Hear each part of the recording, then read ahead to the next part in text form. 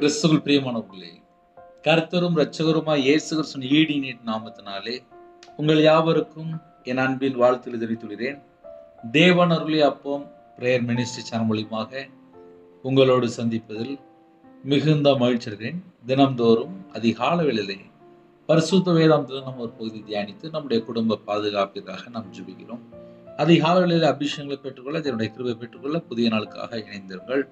ரோமர் 2 அதிகாரம் 9-10 ஆகிய வசனங்கள். முன்பு யூதரிலும் பின்பு கிரேக்கரிலும் பொல்லாங்கு செய்கிற எந்த மனுஷ ஆத்துமாவுக்கும் உபத்திரமும் வியாகுலமும் உண்டாகும். முன்பு யூதரிலும் பின்பு கிரேக்கரிலும் எவன் நன்மை செய்கிறானோ அவனுக்கு மகிமையும் கனமும் சமாதானமும் உண்டாகும். ஹல்லேலூயா. கிறிஸ்துவுக்குள் பிரியமானவர்களே, எந்த குடும்பத்திலே நன்மை செய்கிறாங்களோ அந்த குடும்பத்துக்கு மகிமை, கனம், சமாதானம். இன்னைக்கு செய்தி என்ன அப்படின்னா, நன்மை செய்யும் போது நமக்கு கிடைக்கக்கூடிய கிஃப்ட் என்ன? ஒரு மனுஷன் பொல்லாங்கு அப்படி இல்லைன்னா தீமை செய்யும் போது வரக்கூடிய பிரச்சனைகள் என்ன? ஏன்னா எல்லா குடும்பத்துக்கும் ஆவிக்குரிய வாழ்க்கையில வளரணும் அப்படின்னு சொல்லி ரொம்ப ஆசை இருக்கு. நீதிமொழிகள் 14 அதிகாரம் 22 வசனத்திலே, தீமையை யோசிக்கிறவர்கள் தவறுகிறார்கள் அல்லவோ, நன்மையை யோசிக்கிறவர்களுக்கோ கிருபையும் சத்தியமும் உண்டு. இந்த 2 வேத பகுதியிலே 2 காரியங்கள் இருக்கு. பொல்லாங்கு செய்கிற எந்த மனுஷ ஆத்துமாவுக்கும் உபத்திரமும் வியாகுலமும் உண்டாகும். பொல்லாங்கு செய்கிற எந்த மனுஷ ஆத்துமாவுக்கும் உபத்திரமும் வியாகுலமும். எந்தெந்த குடும்பத்திலே பொல்லாங்கு மட்டுமே செய்யறாங்களோ அவங்களுடைய இருதயத்துக்குள்ளே, அவங்களுடைய ஆத்மாவுக்குள்ளே ஒரு உபத்திரம் இருக்குமா, ஒரு வியாகுலம் இருக்குமா? இது இன்புட், நம்ம இருதயத்துக்குள்ளே உள்ள காரியங்கள். இந்த கடைசி காலம் தீமை நிறைந்த காலம். இந்த தீமை நிறைந்த காலத்திலே, பொல்லாத உலகத்திலே கர்த்தருடைய பிள்ளைகள் நம்ம எல்லாரும் வெளியில போயிட்டு வந்துட்டு இருக்கோம். ஒரு நாள் 24 மணி நேரமும் நம்ம உயிரோட இருக்கணும் அப்படின்னா தேவனுடைய கரத்துல மட்டும்தான் இருக்கு. தேவன் ஒவ்வொருவரையும் விசேஷமாக அபிஷேகம் பண்ணி வைத்திருக்கிறார். புது கிருபையால் நிரப்புகிறார். நாள்தோறும் நம்மளோடு பேசி கொண்டிருக்கிறார். நிறைய வேளைகளிலே கர்த்தருடைய பிள்ளைகள் உலகத்துக்குள்ள போயிட்டு வரும்போது, என்னையால ஏன் இன்னும் ஆவிக்குரிய வாழ்க்கையில வளர முடியல, எனக்கு என்ன பிரச்சனை இருக்கு அப்படி சொல்லி சந்தேகத்தோடு புலம்புகிற குடும்பங்கள் 1000 குடும்பங்கள் உண்டு. என்னுடைய தனிப்பட்ட வாழ்க்கையிலே ஆவிக்குரிய நிலைமை எப்படி இருக்கு அப்படின்னு சொல்லி வசனத்தை வைத்து பார்க்கக்கூடிய ஒரு காரியம் எப்போதுமே உண்டு. ஒரு வசனத்தை நம்ம வாசிக்கும் போது இந்த வசனம் நம்முடைய வாழ்க்கையில 24 மணி நேரம் எப்படி கிரியை செய்யுது, 24 மணி நேரம் நம்முடைய வாழ்க்கையில நம்ம எப்படி இருக்கிறோம்? ஒரு மனுஷனுடைய வாழ்க்கையில பொல்லாத செயல்கள் இருக்குமானால் அவங்க இருதயத்துக்குள்ள என்ன இருக்கு அப்படின்னா, வேதனை இருக்கும், வியாகுலம் இருக்கும். இன்னைக்கு நிறைய குடும்பத்துல இந்த கவலை, நெருக்கம், துன்பம், நெருக்கடி, நிறைய குடும்பத்துல ஒரு பெரிய பட்டியல் போட்டு ஒரு பெரிய லிஸ்டே சொல்லுவாங்க. பிரதர், நான் ரொம்ப கவலையா இருக்கேன் பிரதர், நான் ரொம்ப நெருக்கத்தோடு இருக்கேன் பிரதர், நான் ரொம்ப துன்பமான நிலைமையில போயிட்டு இருக்கேன் பிரதர், எனக்கு தாங்க முடியல பிரதர் அப்படிம்பாங்க. பொல்லாங்கு செய்கிற எந்த மனுஷ ஆத்துமாவுக்கும் உபத்திரமும் வியாகுலமும் உண்டாகும். அது ஒரு தண்டனை. உண்மையிலே சொல்லணும் அப்படின்னா அது ஒரு தண்டனை. 24 மணி நேரமும் பொல்லாத செயல்கள் செய்யும் போது அவங்க கூட இயேசு கிறிஸ்து எப்படி இருப்பார்?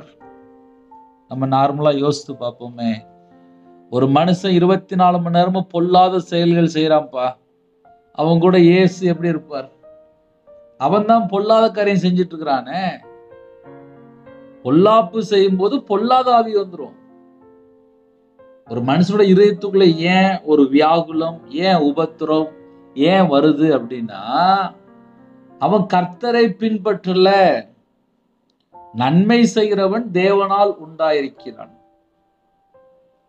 ஒரு குடும்பம் நன்மை செய்து கொண்டிருந்தால் பைபிள் ரெக்கார்ட் படி தேவனால் உண்டாயிருக்கிறான். அப்ப நன்மை செய்யும் போது தேவனால் உண்டாயிருக்கும் போது அந்த குடும்பத்துக்குள்ள கிஃப்ட் என்ன அப்படின்னா, அழகா அடுத்த வசனம் எழுதப்பட்டிருக்கு. நன்மை செய்கிறவனோ அவனுக்கு மகிமை, கனம், சமாதானம் உண்டாகும். ஒரு குடும்பம் 24 மணி நேரம் நன்மை மாத்திரமே செய்து கொண்டிருந்தால் அவங்களுடைய வாழ்க்கையில அவங்களுக்கு என்ன கிஃப்ட் கிடைக்கும் அப்படின்னா, மகிமை கிடைக்கும், கனம் கிடைக்கும், சமாதானம் கிடைக்கும். இன்னைக்கு நிறைய குடும்பத்துக்குள்ள ஏன் சமாதானம் இல்லை அப்படி சொல்லி கொஞ்சம் நம்ம ஆழமா போய் உள்ள பார்க்கும்போது, அவங்களுடைய வாழ்க்கையிலே கர்த்தரை விட்டு தள்ளி போன ஒரு வாழ்க்கையா இருந்தால் அந்த குடும்பத்துக்குள்ளே பலவிதமான பிரச்சனைகள் உள்ள ஓடிட்டு இருக்கும். அப்படி இருக்கும்போது எப்படி சமாதானம் இருக்கும்? நம்ம நார்மலா யோசித்து பார்ப்போமே. தேவனுக்கு முன்பாக நம்ம உண்மையா இருப்போம் என்றால் நம்ம கூட தேவன் இருப்பார்ல.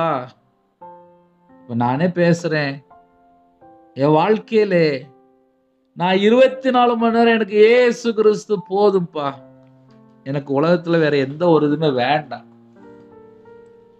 நான் அவரோடய வாழ்றேன், போதும், ஓடுனதெல்லாம் போதும், நான் கர்த்தருக்கா மட்டும் வாழ்றேன், எனக்கு இயேசு போதும், அவர் போதும்,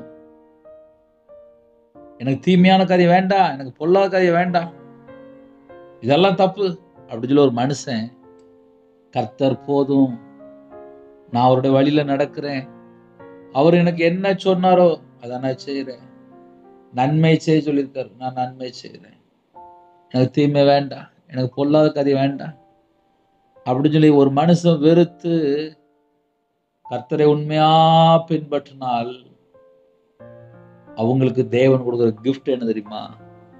மகிமை, கனம், சமாதானம். ஐயா, இன்னைக்கு தான் நான் உன் செய்தி கேட்கிறேன். என் வாழ்க்கையில எத்தனையோ பொல்லாத காரியம் இருக்கு, எனக்கு உபத்திரம் தான் இருக்கு, எனக்கு வியாகுலம் தான் இருக்கு, என் வாழ்க்கையில நான் நிறைய பொல்லாத காரியம் செஞ்சுட்டேன் ஐயா. என் இதயத்துக்குள்ளே ஒரே கவலையா, ஒரே நெருக்கையா, வீட்டுல எங்க வீடு ஃபுல்லா ஒரே துன்பத்துல இருக்கியா, ஒரே பிரச்சனையில இருக்கியா, சமாதானமே இல்லையா, ரொம்ப கஷ்டப்படுறையா, எங்க வாழ்க்கையில சில பொல்லாத காரியங்கள் இருந்துச்சியா, எங்களை தேவன் மன்னிப்பாரா அப்படின்னா, ஒரு பாவி மனம் திரும்பினால் இயேசு கிறிஸ்து மன்னிப்பார், தம்முடைய சொந்த ரத்தத்தினால கழுவி சுத்திகரிப்பார், மன்னிக்கிறதற்கு தயவு பெருத்திருக்கிறார் என்று வேதம் சொல்லிடுது. நீதிமொழிகள் 14ஆம் அதிகாரம் 22ஆம் வசனத்திலே, தீமையை யோசிக்கிறவர்கள் தவறுகிறார்கள் அல்லவோ. ஒரு மனுஷனுடைய வாழ்க்கையிலே தவறும் போதுதான் கீழே விழுந்துருவாங்க. சில கம்பெனில, சில வியாபார ஸ்தலத்துல, சில வீட்டுல மாடிவடி இருக்கும். அந்த மாடிவடியில ஏறும்போது கால் ஸ்லிப் ஆயிட்டு அப்படின்னா நேரா மேல ஏறுறவங்க நேரா கீழே விழுந்து கிடப்பாங்க. அப்புறம் உடனே ஹாஸ்பிட்டல் போவாங்க. கேட்டா எனக்கு இந்த இடத்துல எலும்பு முறிவு அப்படிம்பாங்க, கை கால் உடைஞ்சிட்டு அப்படின்றாங்க. கேட்டா நான் மேல வரை ஏறிட்டேன், மேல இருந்து விழுந்துட்டேன் அப்படிம்பாங்க. சில மாசங்கள் கூட ஹாஸ்பிட்டல்ல இருப்பாங்க. அப்படின்னா என்ன அர்த்தம் அப்படின்னா, ஆவிக்குரிய வாழ்க்கையில நான் நல்லா வளர்ந்துட்டு இருந்தேன், ஆனா என் சிந்தனைக்குள்ள தீமையான சிந்தனை வந்துட்டு அடுத்த ஸ்டேஜ் என்ன, நான் கீழே விழுந்துட்டேன், அவ்வளவுதான். நான் ரொம்ப வருஷமா சர்ச்சுக்கு போயிட்டு இருக்கேன், நான் நல்ல பையன், நான் நல்ல பிள்ளை, ஆனா இப்போ சில மாசமாக என்னோட சிந்தனைக்குள்ள ஒரு தீமையான காரியம் வந்துட்டு அப்படின்னா அந்த குடும்பத்திலே ஒரு ஸ்டேஜ் இறங்கிட்டாங்கன்னு அர்த்தம். ஆவிக்குரிய நிலைமையில கீழே விழுந்துட்டாங்கன்னு அர்த்தம். தீமையை யோசிக்கும் போது தவறுகிறார்கள் அல்லவோ. ஒரு மனுஷன் தீமை யோசிக்கும் போது அவன் தவறிட்டான், அவன் கீழே விழுந்துட்டான். ஒரு 2 வீலர் ஓட்டும்போது, ஒரு கார் ஓட்டும்போது, நான் 30 வருஷமா 40 வருஷமா நான் வண்டி ஓட்டுறேன்னு சொல்லலாம். கண்ணை மூடிட்டு ஓட்ட முடியுமா? கண்ணை மூடிட்டு ஓட்டினா கீழே எங்கேயாவது வண்டி சைடில் போயிடும். அப்புறம் கீழே விழுந்துடப்போ ஆக்சிடென்ட் ஆயிரும். அவ்வளோதான் லைஃப். நம்ம 50 வருஷம் வண்டி ஓட்டினாலும் முன்னாடி என்ன வண்டி வரும்னு சொல்லி பார்த்து தான் வண்டி ஓட்டணும். கண்ணை மூடிட்டு வண்டி ஓட்டினா ஆக்சிடென்ட், முடிஞ்சு போச்சு. ஆவிக்குரிய வாழ்க்கையிலே ஒவ்வொரு ஸ்டெப்பு நம்ம எடுத்து வைக்கும் போதும் நம்ம கரெக்டா எடுத்து வைக்கிறோமா, தப்பா இருக்கா? கரெக்டா எடுத்து வைக்கிறோமா, தப்பா? 50 வருஷம் ஆனாலும் ஒவ்வொரு செகண்ட் நம்ம செக் பண்ணி தான் நம்ம மூவ் ஆகணும். சத்துரு பல காரியங்களிலே நமக்கு எதிராக செயல்பட்டு கொண்டிருக்கிறார். கர்த்தருடைய பிள்ளைகள் தான் இணைந்திருக்கிறீங்க. தேவனுடைய நாமம் மகிமைப்படட்டும், கர்த்தருக்கு மகிமை உண்டாகட்டும். நம்முடைய ஆவிக்குரிய வாழ்க்கை வளரணும் அப்படின்னா, என் கூட இயேசு கிறிஸ்து வரணும் அப்படின்னா, நான் நன்மையை மட்டும்தான் யோசிக்கணும். நன்மையை யோசிக்கும் போது கிருபையும் சத்தியமும் உண்டு.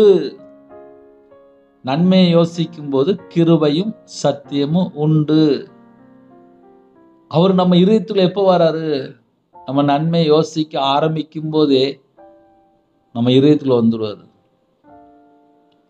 தீமை யோசிக்கும் போது மனுஷன் தவறுகிறான் அல்லவோ. ஒரு மனுஷன் தீமை யோசிக்கும் போது தவறிட்டான். ஆவிக்குரிய வாழ்க்கையில் ஒரு தடுமாற்றம்.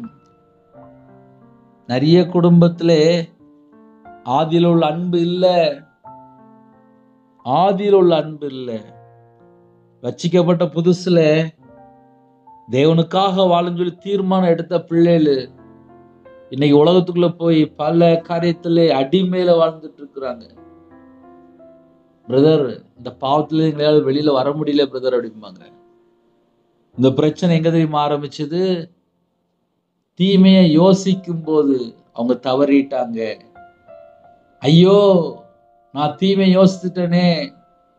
வேதம் சொல்லிற தீமையை வெறுக்கும் போதுதான் கர்த்தருக்கு பயப்படுகிற பயம் என்று நீதிமொழி 8ஆம் அதிகாரம் 13ஆம் வசனம் எழுதப்பட்டிருக்கு. தீமையை வெறுக்கணுமா? தீமை அப்படின்னு சொல்லி தெரிஞ்சுட்டா வெறுக்கணுமா? ஒரு மனுஷன் தீமையை யோசிக்கிறான் அப்படின்னா தவறிடுவான். தீமையை வெறுக்கணும்.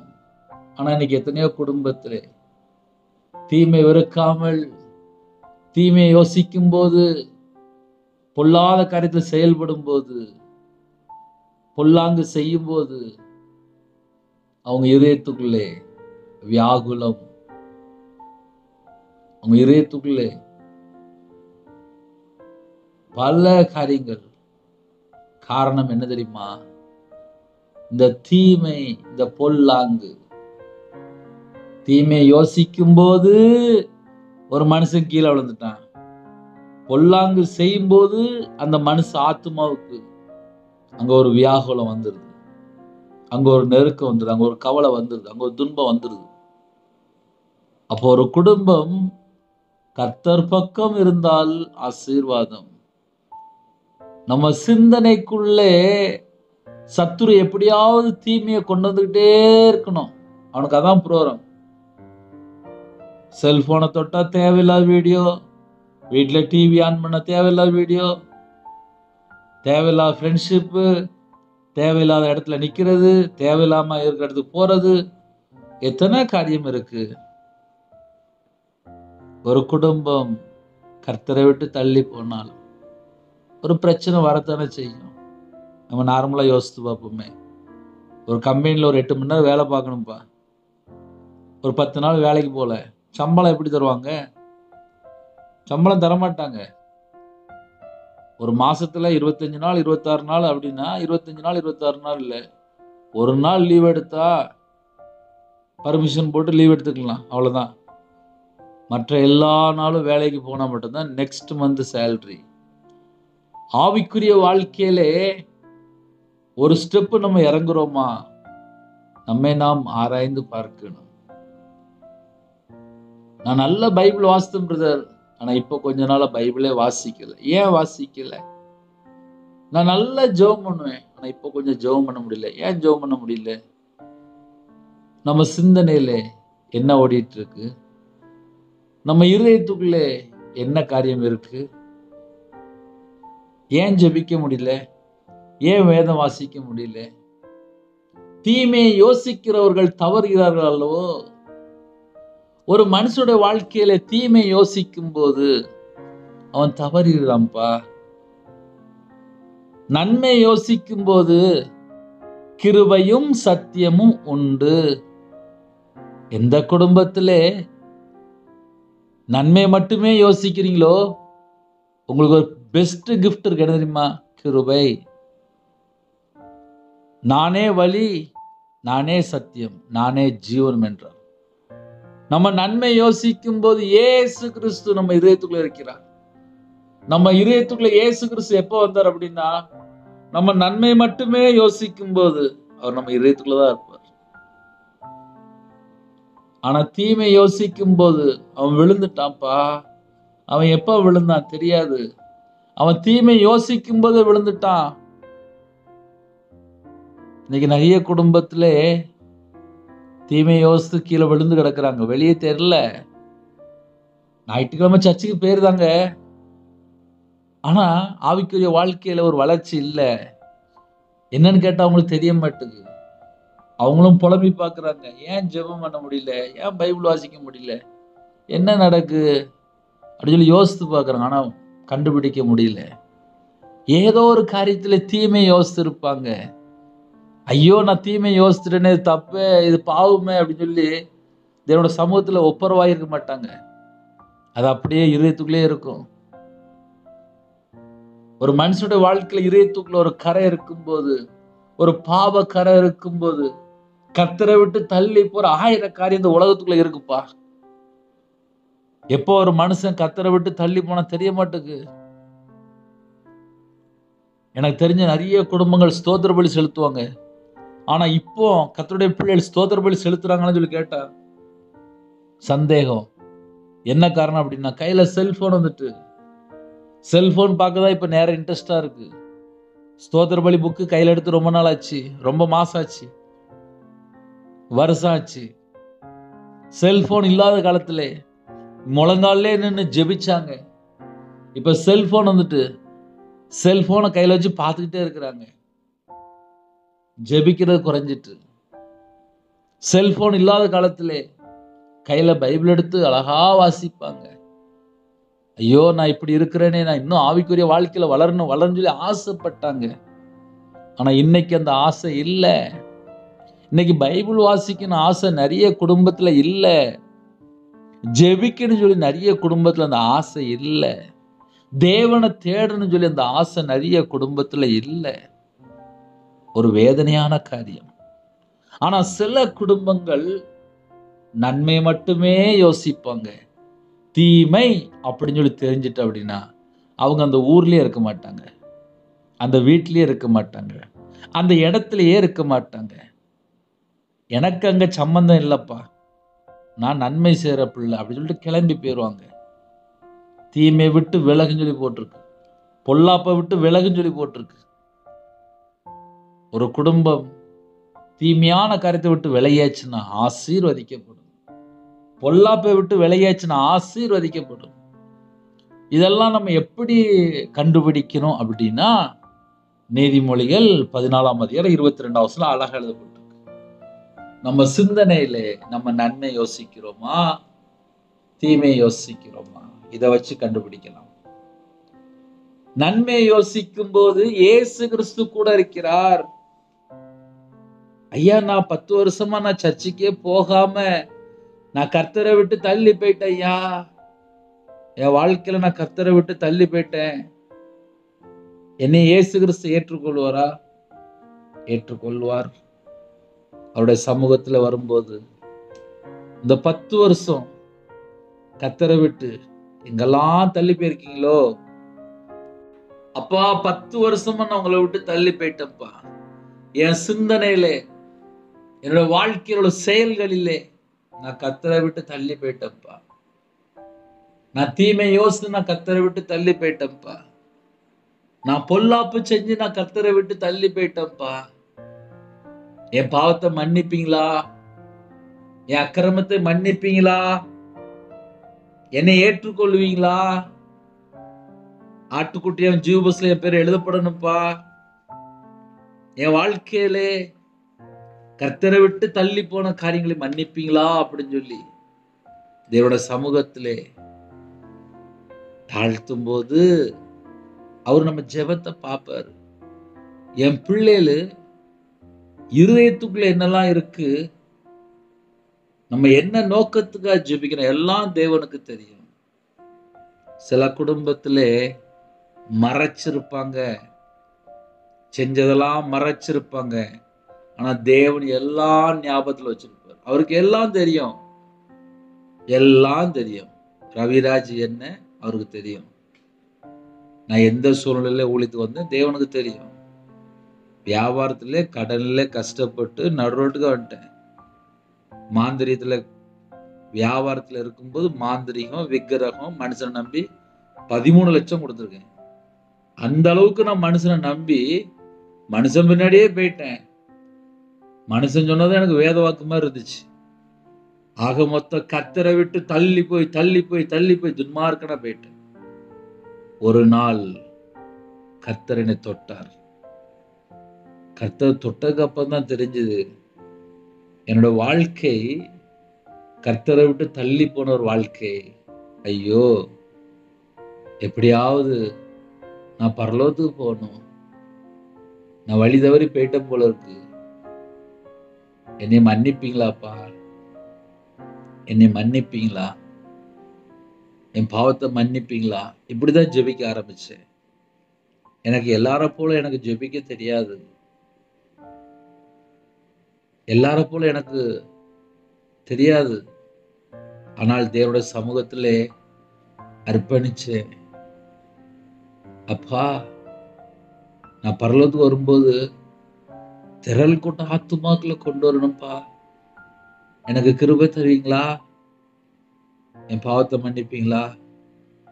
நான் பரலோகத்துக்கு வரும்போது ஆத்துமா கொண்டு வரணும்ப்பா அப்படின்னு சொல்லி ஜெபிக்க ஆரம்பிச்சேன். இப்படிதான் ஜெபிக்க ஆரம்பிச்சேன். எனக்கு என்ன தெரியுமோ அப்படியே தேவனோட சமூகத்துல போய் தாழ்த்தி ஜெபிக்க ஆரம்பிச்சேன். திருநெல்வேலியிலேருந்து ஒரு 55 கிலோமீட்டர் திசையன்வெளி, அதுல இருந்து ஒரு 5 கிலோமீட்டர் எடையங்குடி. அதுல அழகா தேரி கடைன்னு சொல்லி அழகா உண்டு. அந்த இடத்துல போய் நல்ல ஒரு வனாந்தரமான இடம். காலையில் ஒரு 5:30 மணி 6 மணிக்கு போவேன். நைட்டு ஒரு 6 மணிக்கு 5:30 மணிக்கு போவேன். சிலத்துல 8 மணிக்கெல்லாம் போவேன். இருட்டுனதுக்கு அப்புறம் போவேன். கண்ணீரோடு ஜெபிக்க ஆரம்பிச்சேன். கர்த்தர் அபிஷேகம் பண்ணினா இந்த நிமிஷம் வரைய உயிரோட இருக்க அப்படின்னா தேவன் ஒரு கிருபை தந்தார். இந்த கால வேளையிலே ஜெபிக்கிற கர்த்தருடைய பிள்ளையோட வாழ்க்கையிலே பொல்லாங்கு செய்தால் அவங்களுடைய இருதயத்துக்குள்ள என்ன இருக்கும், அவங்களுடைய ஆத்துமாவில் என்ன இருக்கும் அப்படின்னா வியாகுலம் இருக்குமா. வியாகுலம் இருக்கும்போது அவங்களால எப்படி சந்தோஷமா இருக்க முடியும்? நம்ம நார்மலா யோசித்து பார்ப்போமே. உபத்திரம் இருக்கும்போது, வியாகுலம் இருக்கும்போது அந்த ஆத்துமா ஃபுல்லா துக்கத்துல இருக்கும்பா. ஒரு மனுஷனோட வாழ்க்கையில பொல்லாங்கு செஞ்சுட்டே இருக்கிறான் அப்படின்னா அவங்க இதயத்துக்குள்ள என்ன இருக்கும் அப்படின்னா வியாகுலம் இருக்குமா. வியாகுலம் இருக்கும்போது, உபத்திரம் இருக்கும்போது அவங்களால எப்படி ஒரு சந்தோஷமான ஒரு வாழ்க்கை வாழ முடியும்? ஏன் கர்த்தர் பக்கம் மனம் திரும்பணும்னு சொல்லி நம்ம பிரசங்கம் பண்றோம். மனம் திரும்பினா மட்டும்தான் நம்ம இருதயம் ஃபுல்லா இயேசு கிறிஸ்து ரத்தத்தினாலே கழுவப்பட்டா மட்டும்தான் நம்ம இருதயத்துக்குள்ள இயேசு கிறிஸ்து வருவார். இயேசு கிறிஸ்து நம்ம இதயத்துக்குள்ள வந்தால் மட்டும்தான் சமாதானம்.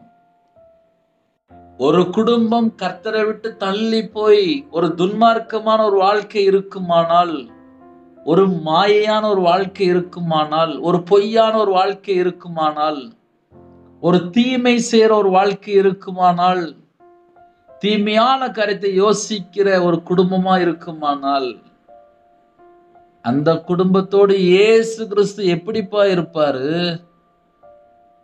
நம்ம நார்மலா யோசித்து பார்ப்போமே. அதனால கால வேளையிலே கர்த்தருடைய பிள்ளைகள் இணைந்திருக்கிறீங்களா? நம்ம கூட இயேசு கிறிஸ்து இருக்கும்போதுதான் நம்ம குடும்பம் ஆசீர்வாதம். இயேசு கிறிஸ்து நம்ம வீட்டுக்குள்ள வந்தால் சமாதானம். இன்னைக்கு கர்த்தருடைய பிள்ளையோட வாழ்க்கையிலே இயேசு கிறிஸ்து நம்ம கூட இருக்கணும். ஐயா, அதுக்கு நான் என்னையா செய்யணும்? நன்மையை யோசிங்க.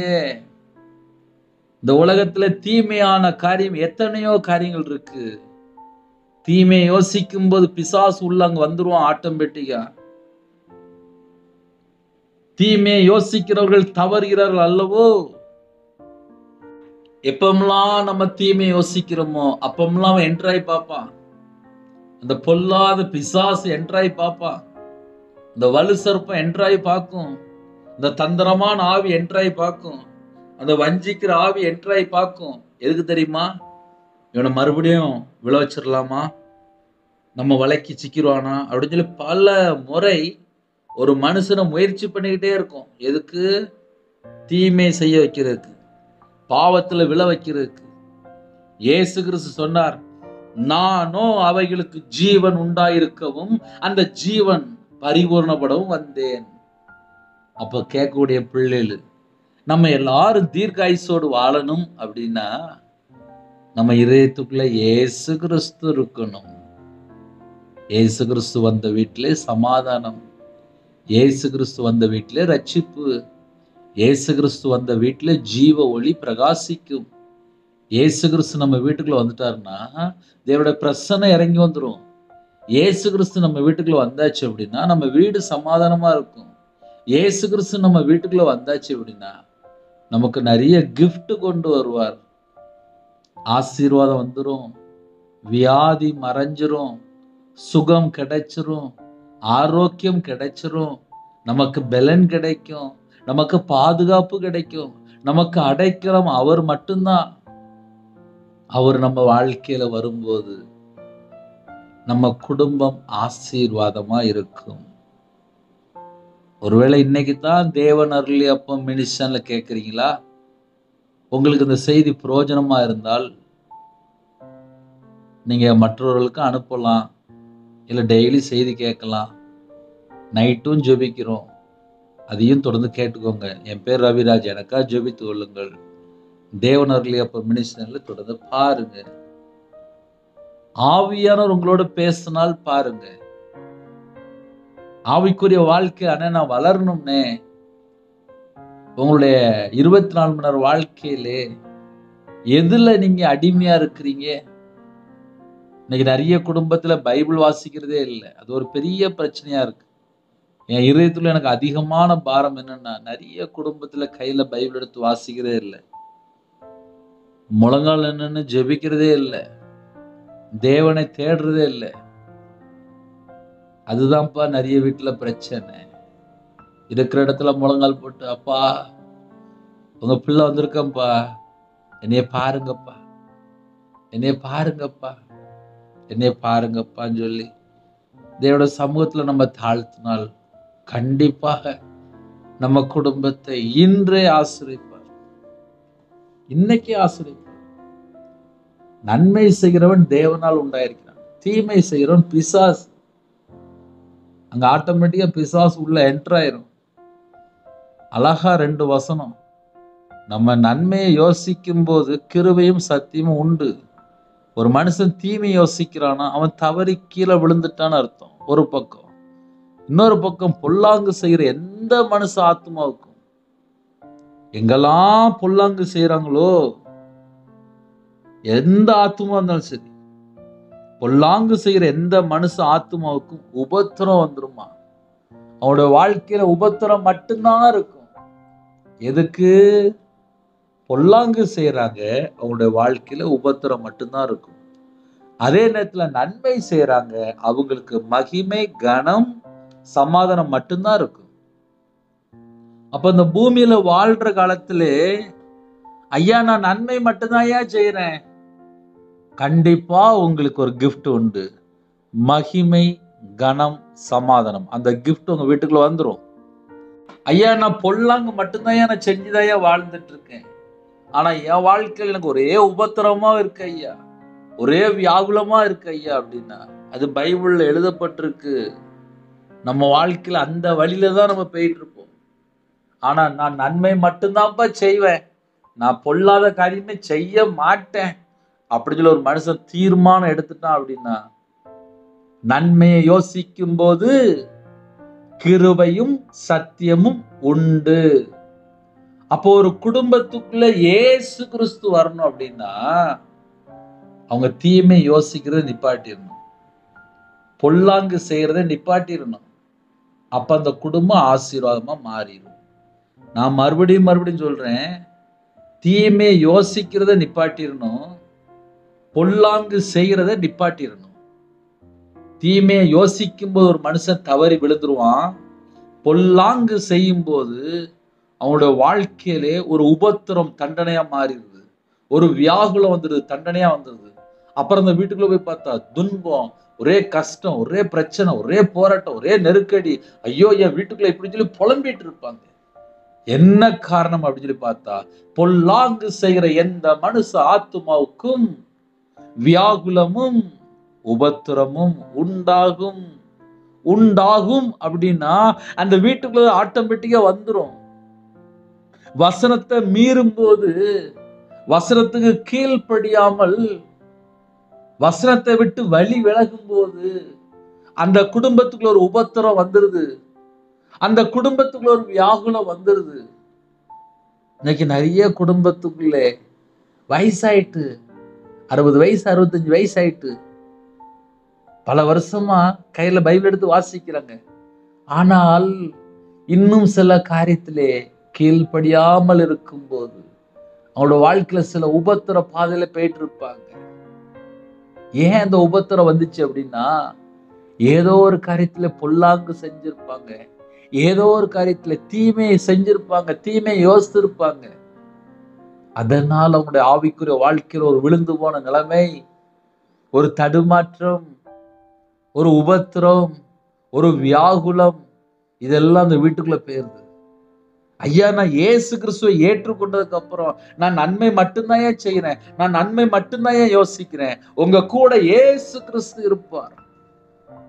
நன்மை யோசிக்கும் போது கிருபையும் சத்தியமும் உண்டு அப்படின்னா இயேசு கிறிஸ்து அந்த இடத்துக்குள்ள வந்துருவாரு.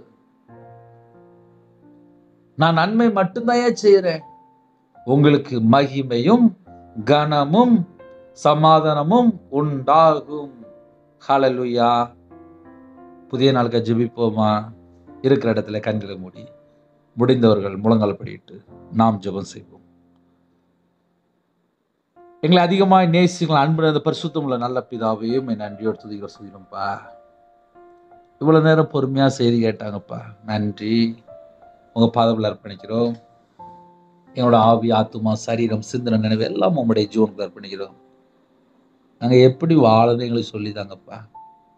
இந்த உலகத்துல பொல்லாத உலகமா இருக்குப்பா. இந்த பொல்லாத உலகத்துல எங்களை மீட்டுக்குள்ளதான்ப்பா ஜீவனை தந்தீங்க. எங்களுக்காக தான்ப்பா ஜீவனை தந்தீங்க. நாங்க சத்தியத்துல நடக்க எங்களுக்கு ஒரு கிருபை தாங்கப்பா. நானே வழி, நானே சத்தியம், நானே ஜீவன் சொன்னீங்கப்பா. எங்க திரும்பி பார்த்தாலும் பாவம் தான்ப்பா நெருங்கி நிக்கி. இப்படிப்பட்ட உலகத்துல தான்ப்பா பிள்ளைகள் பல தேசத்துக்குள்ளே உலகத்துக்குள்ள போயிட்டு வந்துட்டு இருக்கிறாங்க. சில இடத்துல லஞ்சம், சில இடத்துல பல பாவ அடிமையில வாழ்ந்துட்டு இருக்காங்கப்பா. எந்த சூழ்நிலை, எந்த நாட்டுக்குள்ள, எந்த இடத்துல அடிமையா இருக்கிறாங்களோ அவங்க இருக்கிற பகுதியிலே அந்த உபத்திரத்தை மாற்றுங்க, வியாகுலத்தை மாற்றுங்க. உபத்திரத்தை எல்லாம் மாற்றித்தாங்கப்பா. நாங்க நன்மை யோசிக்கிற பிள்ளைகளா இருக்கணும், நன்மை செய்யற பிள்ளைகளா இருக்கணும். எங்களுக்கு அந்த கிருபை தாங்கப்பா. நஸ்ரனா இயேசு கிறிஸ்து ராஜா நன்மை செய்யறா சுற்றி தெரிஞ்சீங்கப்பா. உங்க பிள்ளைகள் நாங்களும் நன்மை செய்யற பிள்ளைகளா சுற்றி தெரியணும்ப்பா. எங்களுக்கு அதுக்கு ஒரு அபிஷேகம் தாங்கப்பா. நஸ்ரனா இயேசுவே தேவன் அப்பா பரிசுத்தாவினாலும் வல்லமையினால் அபிஷேகம் பண்ணினீங்கப்பா. பரிசுத்த ஆவியினால் வல்லமையினால் அபிஷேகம் பண்ணினீங்கப்பா. அதனாலதான்ப்பா நன்மை செய்ய முடிஞ்சது. தேவன் கூடயே இருந்தாருன்னு எழுதப்பட்டிருக்குப்பா. எங்க கூட இருப்பீங்களாப்பா? எங்களை அபிஷேகம் பண்ணுவீங்களாப்பா? எங்க நன்மை செய்கிற பிள்ளைகளா மாறணும்ப்பா. எங்களுக்கு ஒரு கிருபை தாங்கப்பா. இந்த நாளை கர்த்தருடைய கரத்தில் அர்ப்பணிக்கிறோம். பிறந்த நாள், திருமண நாள் யாரெல்லாம் கொண்டாடுறாங்களோ அந்த குடும்பத்தை கர்த்தர் 1000 தலைமுறைக்கு ஆசீர்வதிங்க. கற்பத்துக்கு ஜெபிக்கிறங்க, கர்த்தர் மனம் இறங்குங்க. மாசமா இருக்காங்க, கர்த்தர் ஆசீர்வதிங்க.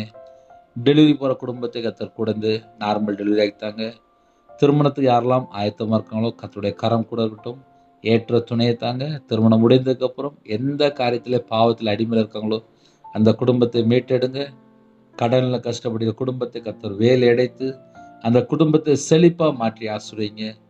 சரீரத்தில் பலவீனத்தோடு படுத்த படுக்கையில் யாரெல்லாம் ஜெபிக்கிறாங்களோ கர்த்தருடைய கரம் பிள்ளைகளை தொட்டு சுகமாக்கட்டும்ப்பா. அப்பா, உங்களுடைய கரம் உங்கள் பிள்ளைகளை தொடட்டும்ப்பா. என் நாமத்து நிமித்தம் எதை கேட்டாலும் என்று சொன்னீங்க. இயேசு கிறிஸ்து நாமத்தினால கேட்கிறோம்ப்பா. ஜெபிக்கிற குடும்பங்கள் தீர்காயுசை பெற்றுக்கொள்ளட்டும், ஜீவனை பெற்றுக்கொள்ளட்டும். பூரண சுகம் தாங்க, பூரண ஆரோக்கியம் தாங்க, பூரண விடுதலை தாங்கப்பா. உங்க நாமம் மகிமைப்படட்டும். புறப்படுகிற எல்லா குடும்பத்தையும் கர்த்தர் வேலை அடைங்க. வாகனத்தில் போறாங்க, நிறைய இடத்துல வேற நாட்டுக்குள்ள இருக்காங்க, எல்லாரையும் உங்களுடைய ஜீவனுக்கு அர்ப்பணிக்கிறோம். இன்னைக்குள்ள தேவைகள் எல்லாவற்றையும் சந்திங்க. யாரெல்லாம் கையிட்டு வேலை செய்கிறாங்களோ அவங்களுடைய கையின் கீழ் ஆசுறீங்க, அவங்களுடைய அப்பத்தையும் தண்ணீர் ஆசுறீங்க.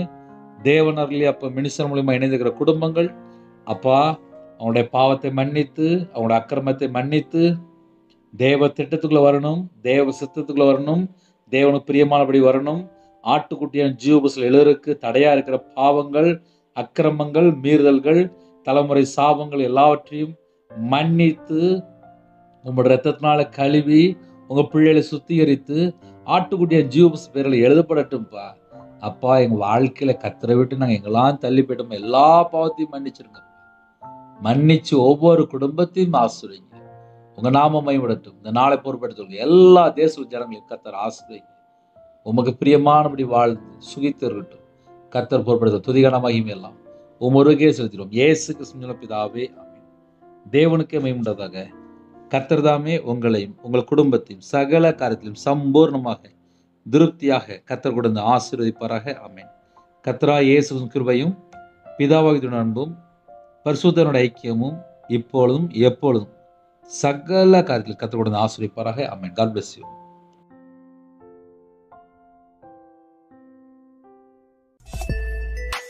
Thanks for watching. Please subscribe our channel. Click the like and share. Click the bell. God bless you.